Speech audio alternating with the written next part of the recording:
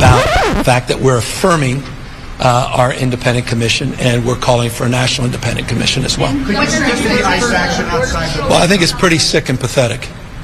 And it just said everything you need to know, the setting that we're under. That they chose the time, manner, and place to send their district director outside right when we're about to have this press conference. It said everything you know about Donald Trump's America. And that was top down. You know that for a fact. And they'll deny it, I'm sure. Maybe they won't deny it. It said everything you know about the authoritarian tendencies of the President of the United States. I said it a moment ago, wake up, America. Wake up. You will not have a country if he rigs this election. You will have a president who will be running for a third term. Mark my word. I wasn't exaggerating when I said that I received in the mail a Trump 2028 hat from one of his biggest supporters. These guys are not screwing around. The rules do not apply to him. The most corrupt president in history. He doesn't believe in free enterprise, crony capitalism. He is wrecking this country, wrecking the economy. He's a lawless president. Wake up, America. Wake up to what's going on. Man, down the city is quiet as a church mouse, man. I came all the way down Pennsylvania Avenue this morning. So peaceful, yeah. I don't smell no weed, yeah. I don't see no homeless people. I mean, I came all the way through the southeast side, all the way down here. You can see now I'm at the White House jump, man. It's quiet, yeah. It's a shame that it takes somebody to have to sit in your classroom in order for you to be in order, yeah? Because that's what it feels like, yeah? You got to be babysitter to do your job, yeah? Stuff been out of control for years. You got to do better, yeah? You got to do better, yeah? And mainly, yeah, you got the problems, it's us, man. It's always us giving everybody a bad name, yeah? We'll see how long this lasts, yeah? How many murders was it last night? How many carjackings was it last night? Talk to me. A D.C. man was charged with felony assault for throwing a Subway sandwich at a federal agent. Watch. You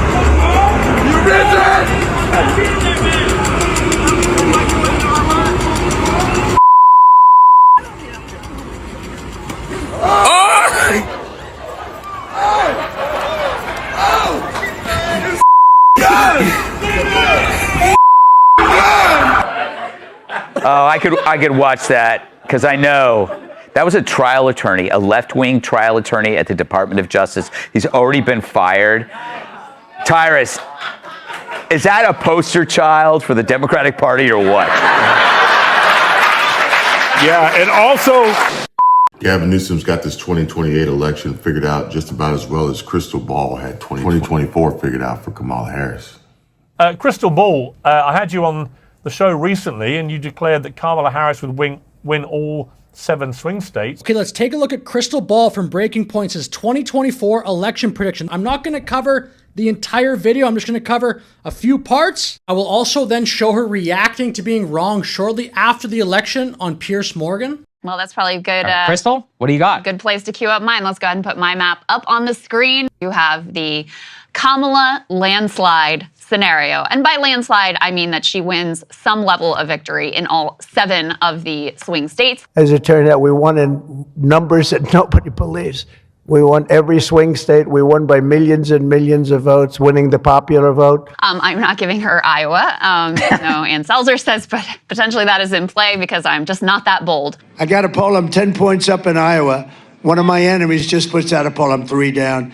Jonah Ernst called me. Everyone's called me. They said, you're killing in Iowa. The farmers love me and I love them. But my meta-narrative, you know, my theory of the world that would lead to this map is effectively that the combination of January 6th and in particular the overturning of Roe versus Wade has represented a political earthquake in American politics that pollsters have consistently failed to capture. Man, that is so funny to listen to in 2025. The political earthquake. Sometimes you have to hit rock bottom before the rebuilding can begin, and we have now hit rock bottom. Governor and many of our other elected officials were having a press conference here to talk about redistricting, and they decided they were going to come and thumb their nose in front of the governor's face.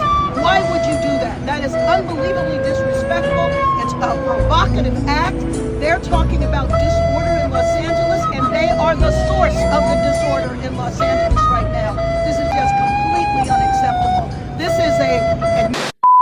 the Republican Party has now taken not only the presidency, not only the Senate, but also the House of Representatives. Winning, winning, winning.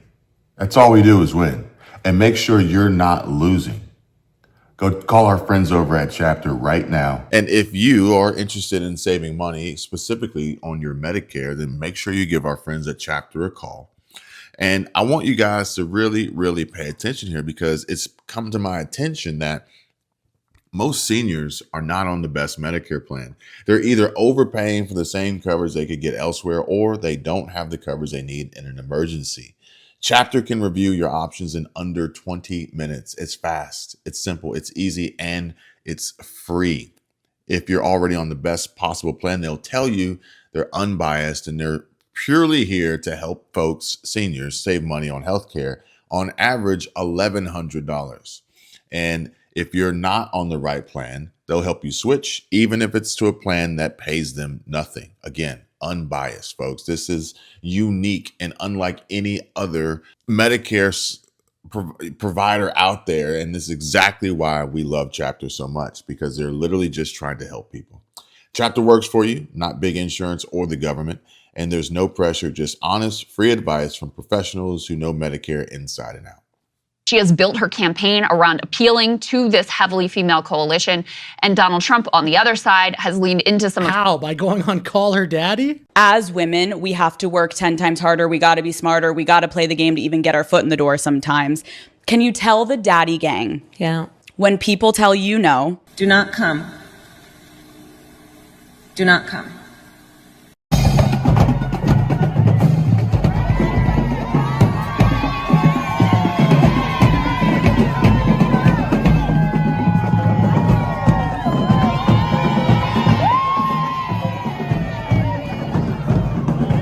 Don't. As President Biden said, just don't. Exactly. Thank you. How are you, baby? How old are you? Teach Donald Trump a valuable lesson. Don't mess with the women in America unless you want to. America is a nation that can be defined in a single word. I was going to put him 2-10. One word. Pretty straightforward.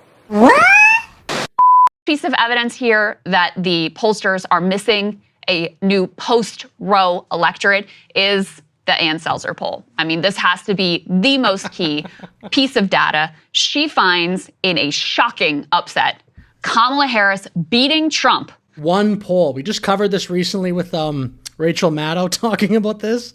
One poll. Turning up for them. And if we leave this one up on the screen, we also find that there are some other polls that look a little bit like what the Ann Selzer poll looks like. So a Kansas pollster that has a good reputation. Gavin Newsom received one hat in the mail. And he's calling out the craziest idea possible, which literally is impossible, for Trump to run for a third term in 2028. Completely ignoring the fact that President Donald J. Trump isn't the only Trump who could be running in 2028. Just last week found Trump up only by 5 in the state of Kansas. That is so funny. I never heard any news of him being anywhere close to that in 24. In 16, I've even made fun of some kind of predictions in 16 being like, oh, Kansas is going to be close. This is 2024. Trump only up by 5% in Kansas? I don't think so. Look at current numbers in the race for president. Donald Trump declared the winner by the Associated Press in the state of Kansas. Those are the overall numbers right now. And Missouri also declared for Donald Trump. What a glorious night that was, wasn't it? And the following day, the next morning, it was amazing. It was Christmas in November. But stick around, folks. Stick with me here until the end, because we already know who's going to win in 2028. And it's not even Trump. Now, that would be an earthquake. Only 5 in the state of Kansas. We've seen multiple polls of that Nebraska 2nd Congressional District, which is a swing district, meaning it should be close, that has found Kamala Harris with a double-digit lead. This is so fun. She won the Congressional District number 2 in Nebraska. Trump actually won that in 16. That's the only thing that Trump won in 16 that he did not win in 24? Little trivia question there. We also saw a poll of Ohio that had Trump up by only 3 points. Fox News can now project that Donald Trump will win the state of Ohio 54.2% to 45%. So obviously that was what was anticipated in the early polling. He was ahead by about 8 points. This is a 9-point stretch, so a little bit higher than the most recent polling was showing in the state of Ohio, but a solid win for him in what used to be a swing state, but hasn't been for quite some time. Again, Trump has now taken the lead in Bucks County. NBC News now projects that in the battleground state of Georgia in the presidential race, Donald Trump has prevailed. The Republican Party will control the United States Senate. This is live from Howard University in Washington, D.C. We still have votes to count. We still have states that have not been called yet. We will continue overnight to fight to make sure that every vote is counted. Thank you all.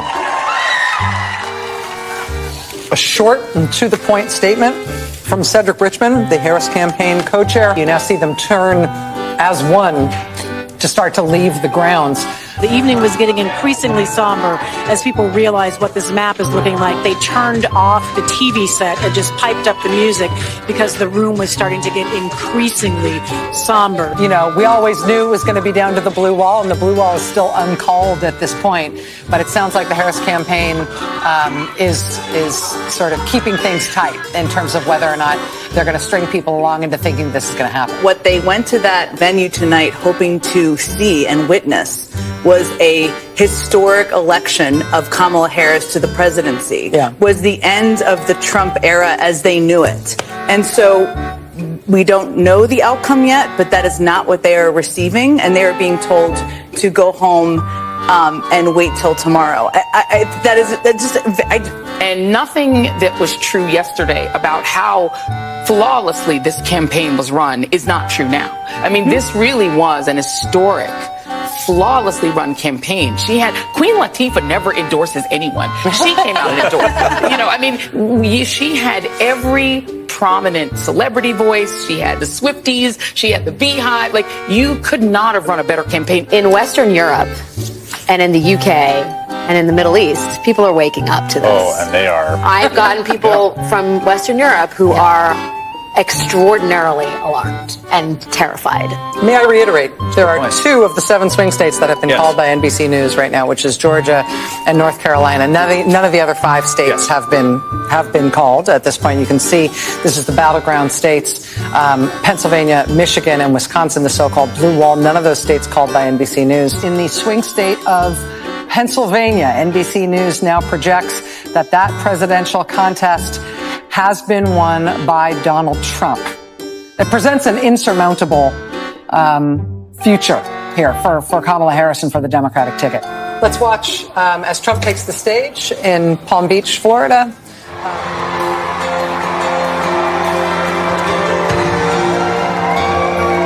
We overcame obstacles that nobody thought possible, and it is now clear that we've achieved the most incredible political thing. Look what happened. Is this crazy? Boy, it's going to be a real tough speech for her. That would be a significant shift away from Trump. Trump by 3 in Ohio. Trump won Ohio by a ton. He even mentioned that on Rogan. It's not a swing state. He was right. These migrants, they're coming across the border illegally. They've moved them to swing states. Like, this is what's going on with Springfield, Ohio, right? They're in swing states. Well, that's not a swing state. I'm going to win Ohio by a lot. So that's not a swing. But it's called Springfield, Ohio, to be exact. So when you piece it together with all these polls and the Seltzer poll, which has so much credibility and such a track record behind it, I have to feel like the pollsters are missing something that is truly happening with women here. But for the second time in history, a woman at the top of a major party's presidential ticket has failed to be elected to the White House. Vice President Kamala Harris received a smaller share of the female vote than the past 3 Democratic nominees for president did. If I'm wrong, I also think the reason is pretty simple, which is just Biden's really unpopular. The economy is, people aren't happy with the economy. right track, wrong track is a disaster. Kamala Harris, really obsessed over winning these Nikki Haley voters who potentially were, a fantasy. I'll include that in there because at least she's considering what a world may look like if she was wrong. But now we'll get to post-election here on Piers Morgan. Crystal Ball, I had you on the show recently and you declared that Kamala Harris would win all 7 swing states. I tried to find that clip. I just could not find it. That tracks, though, with the map we just saw. Kamala winning all the swing states. To hear you say that it's broken, to hear you say that our systems aren't strong enough, is harrowing. Well, but it's also evident, isn't it? And that has been my career. Recently, I made the decision that for now, I don't want to go back in the system. But to be very candid with you, that's not my point. Okay, because that's what I'm hearing, like you don't want to be part of the fight anymore. No, oh, absolutely not. In your crystal ball, if you don't mind me saying this, is a little cracked because I thought that January 6th and the overturning of Roe versus Wade and Trump's manifestly authoritarian tendencies as evidenced by the people who were closest with him in the White House, I thought it would be enough to overcome those problems on the Democratic side. I think this sort of gives the game away here because Donald Trump is like Air Jordan towering over Joe Biden when it comes to their handling of crime. Look, in 2024, look at where Biden's net approval was on crime. Way underwater there at minus 26 points. It was one of Biden's worst issues. Granted, pretty much every issue was one of Biden's worst issues. And again, look at where Donald Trump is. Way, way, way above Joe Biden. What is that? That's 27 points. So Americans vastly prefer Donald Trump's approach to crime than they did to Joe Biden's. And again, I think it gets back to the point that Americans are far more hawkish on crime than a lot of Democrats want to admit. And I was absolutely dead wrong. So a couple of problems specifically with Kamala's campaign. I think there was way too much spending time with Liz Cheney, spending time with Mark Cuban.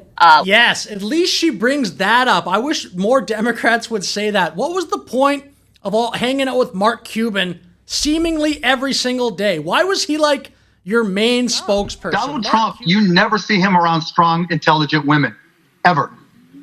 It's just that simple. They don't believe in school choice. They don't believe in parental rights or the safeguarding of children. They don't believe in freedom. Unless it's the freedom to have an abortion or chemically and surgically castrate children. Governor Sarah Huckabee Sanders said it best in her State of the Union address response. The dividing line in America is no longer right versus left or red versus blue or Republican versus Democrat. The choice we have in November is normal versus crazy.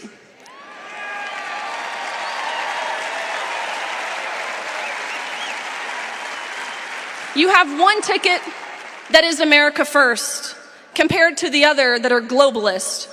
You have one ticket that wants secure borders compared to the other that wants open borders. You have one ticket that knows what a woman is and has vowed to take decisive action in protecting our sex-based rights, compared to the other ticket that thinks men can become pregnant and that tampons belong in boys' bathrooms. I see on social media people saying they're voting for Kamala Harris because she's a woman. Well, guess what? I am voting for Donald J. Trump because I am a woman.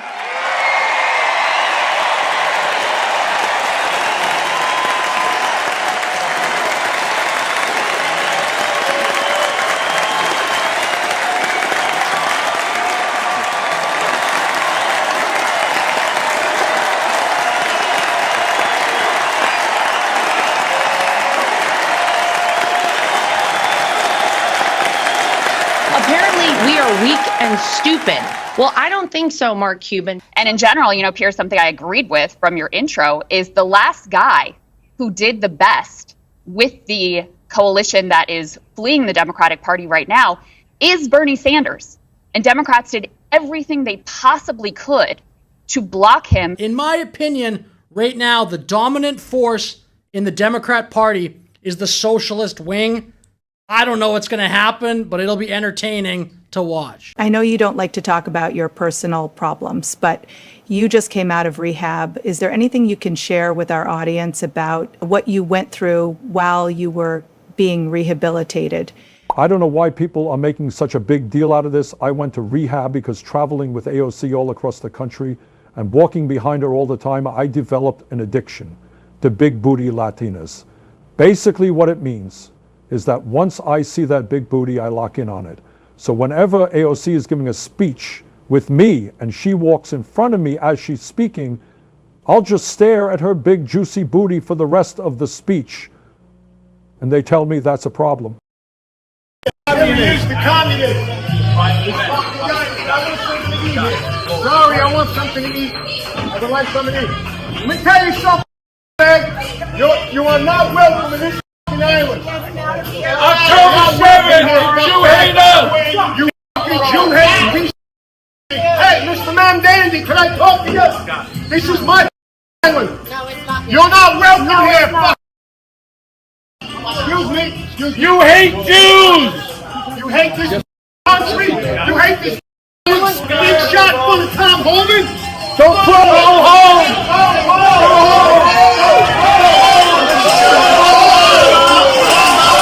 Holy mo! They're telling him to go home. Oh man! So apparently, Zohran Mamdani, the leader of the Democrats in New York City, he's leading to probably be the next mayor. We're going to be talking about Curtis Sliwa, who is right behind him, who is the Republican nominee. All his supporters and Trump supporters gathered to kick out Zohran Mamdani from an anti-Trump rally. Get out of town. He apparently tried to go to Staten Island, and Staten Island was not having it. Scott LeVito, who has performed for President Trump before, he's an artist. He basically said, let's give a nice Staten Island welcome to the dear comrade and socialist, communist Zohran Mamdani. And ladies and gentlemen, you got to see this video. Ladies and gentlemen, I mean, Zohran Mamdani is a lot of people are not a fan of this guy. So where are the numbers coming from? A lot of New Yorkers are not feeling a communist route. They're not feeling this socialist wannabe communist and reality route. And it's just not, it's not looking too good for New York City right now. But he tries to go to Staten Island, and boy, oh boy, did he get chased out of there.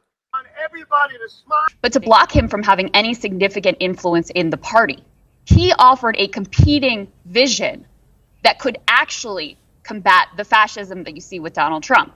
You know, just talking about fascism, talking about how bad Donald Trump is clearly not enough to get the job done. And so we have the results that we have. I don't know if you caught the eye roll there from Vinny when she said Trump is fascist, but I suppose she's kind of correct about one thing. At least Bernie Sanders and the socialists have a vision. It's all wacko stuff that doesn't work. Crazy high taxes, government-run grocery stores, defund the police. At least, though, they have a vision. The modern, like the Nancy Pelosi, Hillary Clinton wing of the Democrat Party's position basically seems like it's just, we don't like Trump. But anyway, with that said, thank you for watching. Like and subscribe.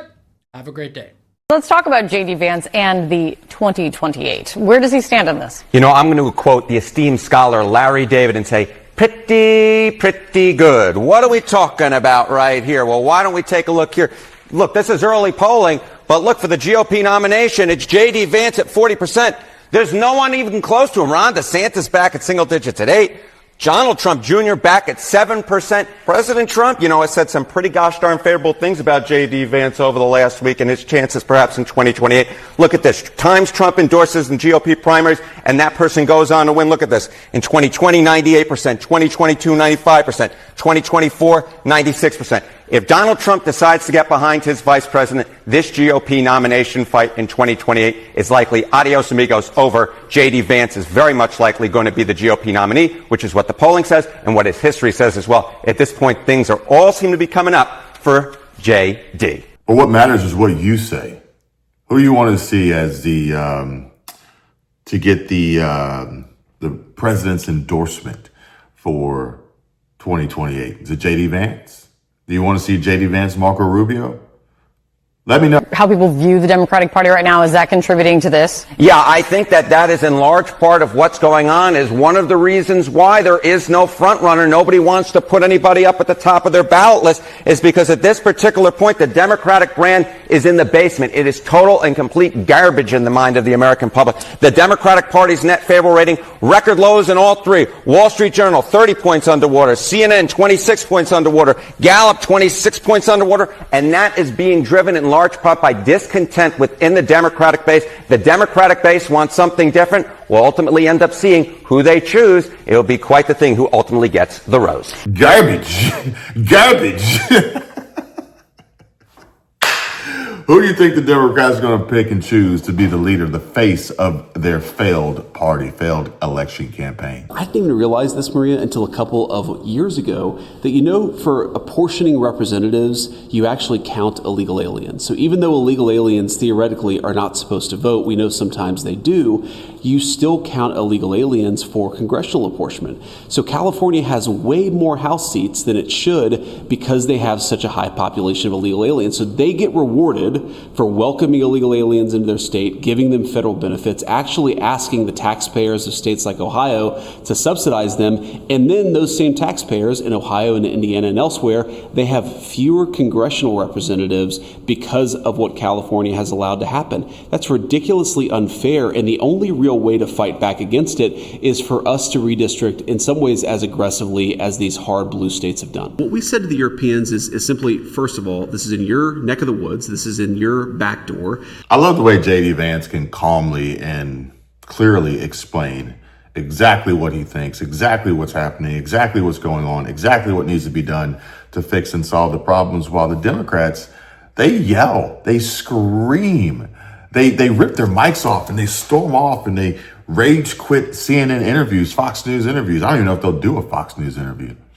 You guys have got to step up and take a bigger role in this thing. And if you care so much about this conflict, you should be willing to play a more direct and a more substantial way in funding this war yourself. I think the president, and I certainly think that America, we're done with the funding of the Ukraine war business. We want to bring about a peaceful settlement to this thing. We want to stop the killing. But Americans, I think, are sick of continuing to send their money, their tax dollars to this particular conflict. But if the Europeans want to step up and actually buy the weapons from American producers, we're okay with that, but we're not going to fund it ourselves anymore. The president has been floating you along with Marco Rubio as your partner. All right, this is it. This is what I was telling you guys about. Make sure you listen, pay attention, like, comment, subscribe, share, do all the good things. For the next election, have you spoken to Secretary Rubio about this? I saw Marco about a month ago. We just laughed at the whole thing because neither one of us are focused on politics. We're focused on actually doing a good job for the American people. And the way that I think about it, Maria, is if we do a good job, number one, that's the reward in and of itself, that all have made a big difference in the lives of our country for the last 6 months of the next 3.5 years. But if we do a good job, the politics will take care of itself. Let's just focus on that. I think, as the president said, it's way too early to be thinking about the political future. It's frankly way too early to be thinking about 2026. It's certainly way too early to be thinking about 2028. But you are expecting to run for president in 28. I'm not going to break that news today, Maria. What I'm going to do is focus for the next 1.5 years on doing a really good job for the American people, winning the midterm elections in 2026, and then we can talk about politics after that. Well, there you have it, folks. JD Vance playing it close to the chest, but good man, good man. Look, folks, don't miss out on the value added down below, links down below in the description. Make sure you call Chapter and find out how much money you could save on your Medicare. Stop wasting money. Don't waste time. And do it before it's too late. Also, come join me over on Patreon. Become a member and get access to even more, specifically how to build YouTube content, videos, and produce revenue and income from it, just like I do every single day. School community is available as well, and that's entirely free for now, and more to come, folks. What the president has used tariffs to do is two things. Number one, you saw Tim Cook just this week come in and promise $600 billion of investment to build the iPhone, to build components, to build artificial intelligence data centers right here in the United States of America. We're seeing a manufacturing boom in this country because you have a president who's telling people that if you want to sell to great American consumers, you've got to make it in America and use great American workers to do it. The second thing the tariffs are doing is it's bringing in a lot of additional revenue, which of course we're using to give tax relief to the American people and make it easier for average Americans to get by. So I think we're doing a lot on the tariff side. And it's also, the final point I'll make on this is it's an incredible negotiating tool, because when you tell countries that have accessed American markets and cheated for a generation, you can't get into America's market unless you pay a big fat tariff or open up your own markets. You've seen this happen with the European Union. You've seen this happen with countries in Asia. All over the world, they're opening up their markets to American goods because they don't want to pay the tariffs. So it's a great negotiating tactic. It's been great for the American people. And I think it's the most important thing, maybe aside from the border, the most important thing the president is doing is bringing back American prosperity. We're going to make more stuff in America because of the president's leadership.